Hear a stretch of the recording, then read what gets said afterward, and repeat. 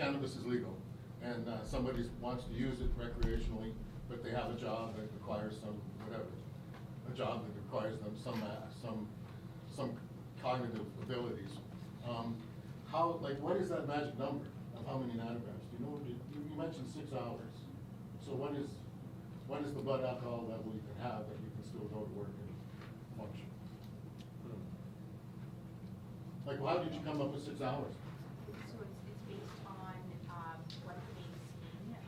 The evidence is that most people clear cannabis in terms of the level of impairment, those effects. For most people, there's 6 hours of consumption. However, again, it depends on how much you've used, for how long you've used it. So there's a variety of factors involved. So the 6 hours is not. It's an average, and it's sort of on the safer end. Some people may see effects only lasting up to about 4 hours, some people longer than that. So I think it all depends on how much you've used. Right, and you're going to have different different strengths with it as well, right? Absolutely. Some is going to be different 20% strengths or depending whatever. on, if they've grown their own, if it's produced somewhere else. There's a variety of factors. But there is a number, though, isn't there? The number of nanograms. Somebody's come up with this, because I've written about this before. Can look into that. No? Ryan can explain that. Yeah, I can touch on a few things there for you. So I think the first portion of this that's important to make sure is clear is there is no accepted blood drug concentration at which a person is impaired.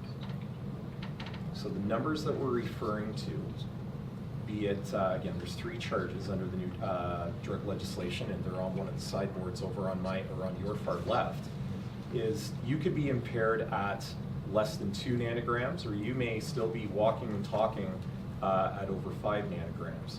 So it's important not to confuse that the idea of impairment has nothing to do with how much of a drug and or alcohol you have in your system, whether or not you mix drugs, again, whether they're contaminated with things that perhaps you're not aware of, like fentanyl, which is a very large issue within the community. And again, if you mix that with alcohol, you will see heightened effects. So it's important that we don't mix the numbers aspect of this with the impairment piece. So there is no number when it comes to that nanogram number on cannabis that actually you can correlate to impairment. And to give you kind of a parallel example, you could have a youth at the age of 16 or 17 that has a driver's license. First time they experiment with alcohol, they have a beer or 2. They could be way below that 80 threshold, that over 80 piece, which is that typical charge we're all familiar with. They may only blow 20 milligrams on alcohol, way below that threshold, but they are visibly impaired because they can't tolerate the alcohol. It's new to their system, and as a result of that, we could lay a charge of impaired, although they're nowhere near that per se level, that is legislated that you are not allowed to cross without a criminal charge being applied. Can you say where that 6-hour figure came from? Is that from? I can find out. Health Canada? Okay. Yeah. This might be a good time. Dr. Brills, we brought some visual aids this morning, and this is probably a good time. We've seen you reference them a couple of times, and Dr. Brills is going to explain what these 3 different packages are for you. Sure. So these are all 3 30 grams, which will be the maximum amount that the public will be allowed to possess in public. The reason why it's in separate containers is mostly for visual effects. However, prior to legalization, not only our drug unit, but also our general patrol has seen them stored in items such as sandwich bags or mason jars to conceal odor.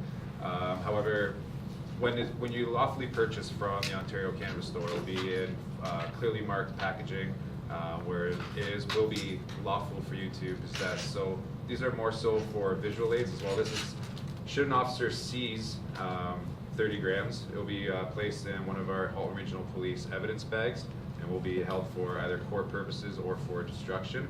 And we are currently educating our frontline officers what 30 grams looks like, because 30 grams may not, as you see in 3 different containers, it may look different every time. So we are currently educating our officers so that they can quickly identify should they come across a party in public. Just really quickly, then I get your question. I should point out this marijuana you've got here this morning, this cannabis is marked for destruction. This is not a prosecutional, some evidence that's being used in any prosecution.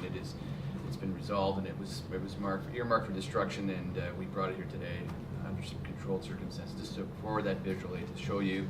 If you didn't know what 30 grams looks like, that is what it looks like. Sorry, go ahead with your question. Once cannabis becomes legal, what would be the reason that you would confiscate 30 grams if that's the legal limit that someone's allowed to possess on them?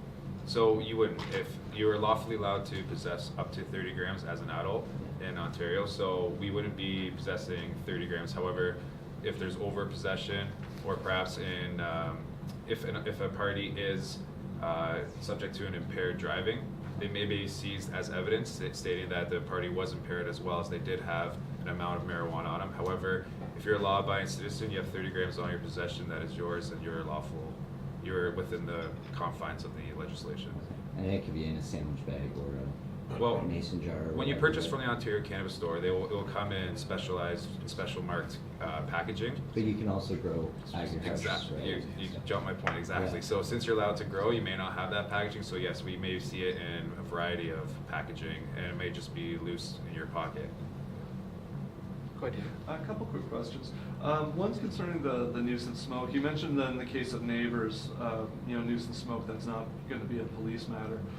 If it's more public, somebody puffing away in a public park, is that a police matter, or that would be? Yeah, absolutely, and that's an important distinction.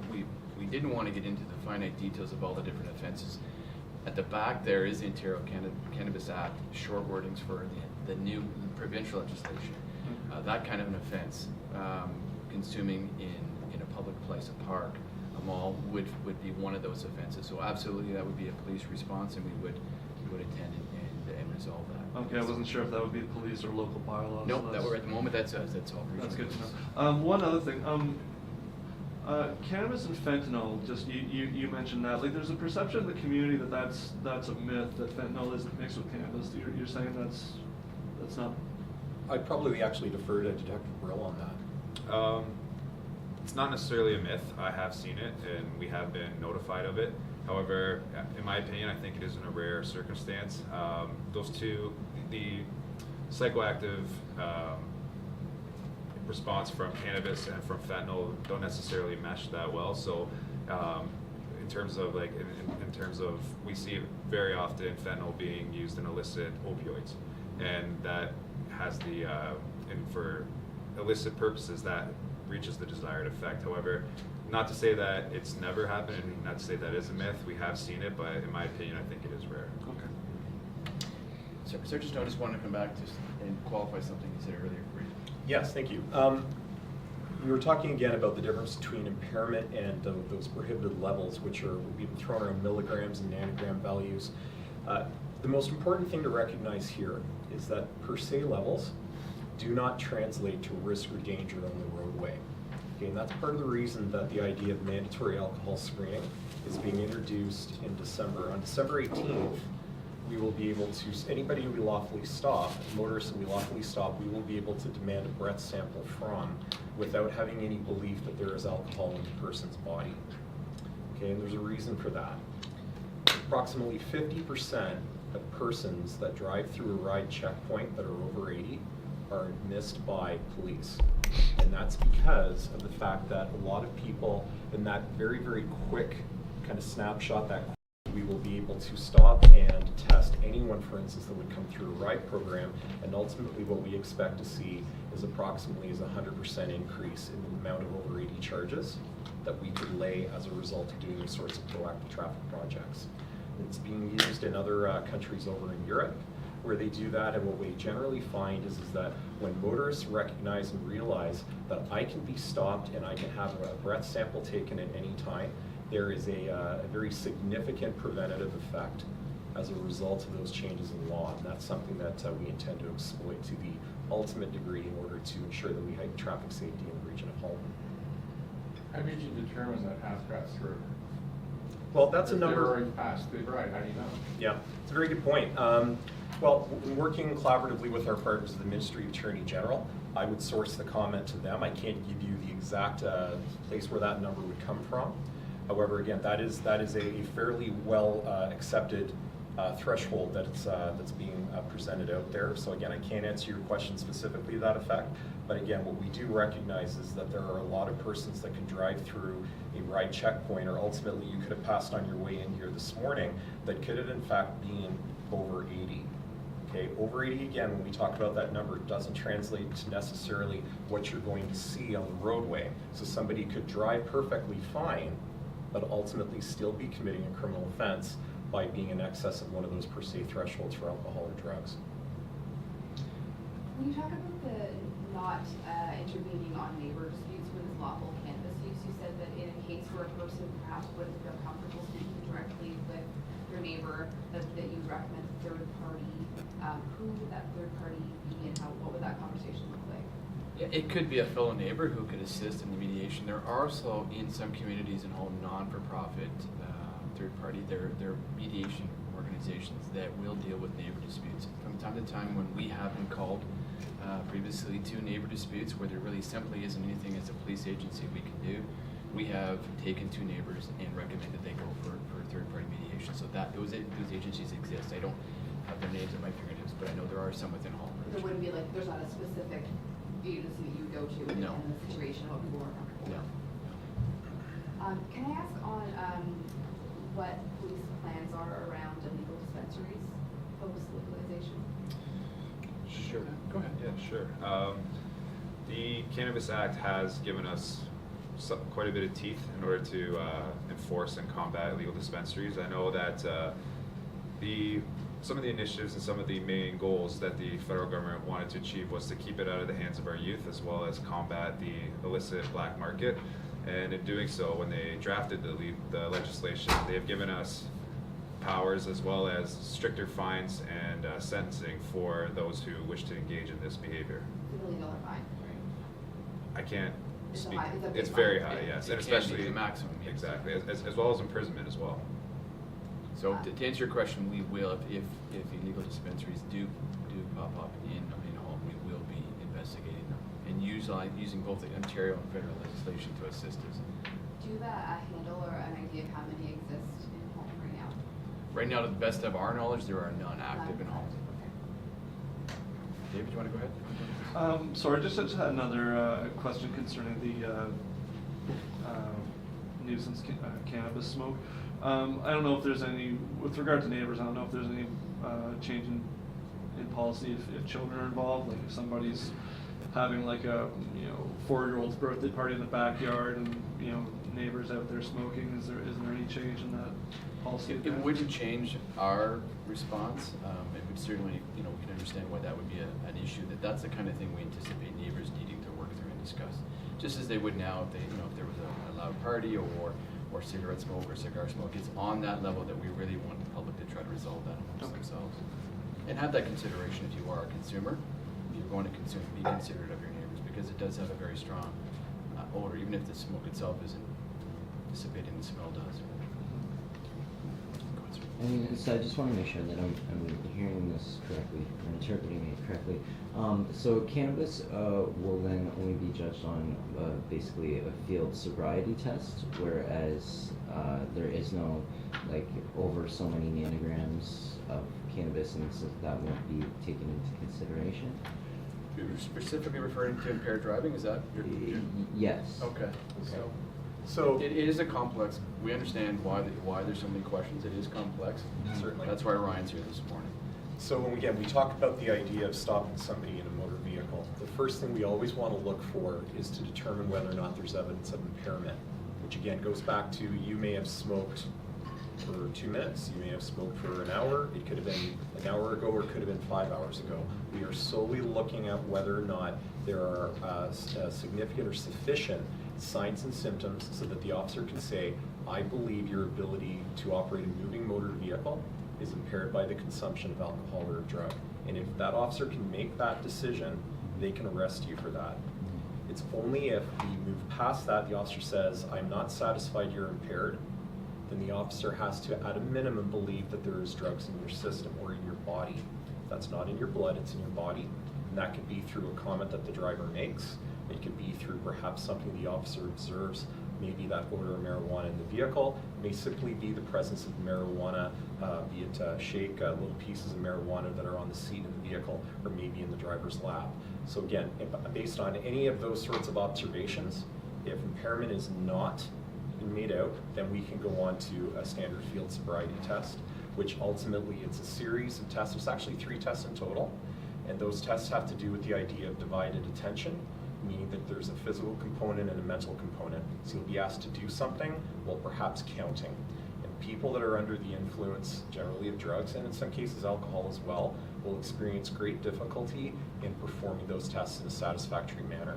So we are looking for signs and indications of impairment during these tests, and if those signs are present, now again we've formed our grounds to arrest for impaired. When will you have the Drager device? And I was hoping to see one today. You don't have one? Yeah, quite frankly, it's not something that's kind of within our arsenal of tools at this time. It is something, however, we intend on purchasing. And again, that's something that could be subject perhaps of a release and maybe an opportunity to show off the device when it's actually in-house. Have you been testing it? Have you done any field testing on it? We don't actually have it yet. We're making we're making the purchase order this week. We hope to have it. It's really up to the manufacturer. We don't have a definitive answer when it. But I think it's important to note that based on Sergeant Snow's message, it's not the backbone of our strategy. It is going to be a tool we're going to utilize primarily for novice and commercial drivers. It is not the backbone of our strategy regarding keeping the road safe. Some agencies have even opted not to even to go that route. We're going to utilize it because we do feel that it will have some real benefits for our hard traffic investigations. Which agencies won't be using it?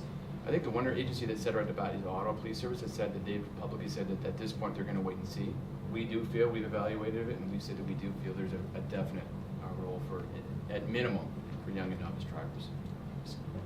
Just to follow up, one of the things again you have to appreciate about the legislation that we're seeing right now is that some of that legislation is contingent on the fact that we conduct very specific testing. So any service that does not have an oral fluid screening device in-house that they can deploy means that they can't enforce various aspects of the legislation. So if we're dealing specifically with young, novice, or commercial drivers, if you do not have an oral fluid screening device, you cannot implement any of those sanctions. Again, the roadside license suspension, if you don't have the device, you can't enforce that part of the law.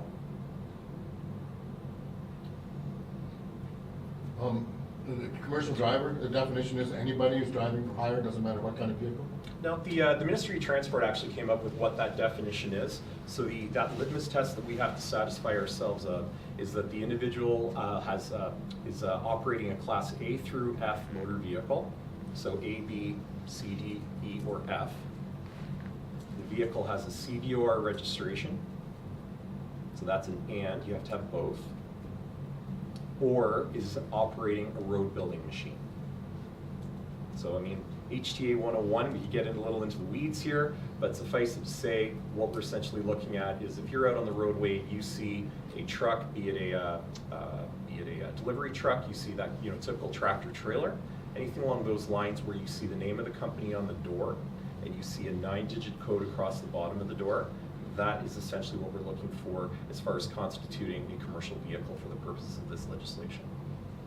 Do you know how they're dealing with it in Colorado? Do you have any stats on how they've been dealing with it there with the cannabis legalization, with drivers involved? Yeah, I have no information on that at all. None. Do you have anything? There's something here. I'm sorry, no, we don't have anything. Are there any considerations for people who have been prescribed cannabis or use it medically? Yeah, certainly there are. So we've focused quite a bit here this morning on the idea of commercial young and novice drivers. So there is an exception in the Highway Traffic Act that allows a person who has a medical marijuana license in order to be able to consume marijuana and then drive.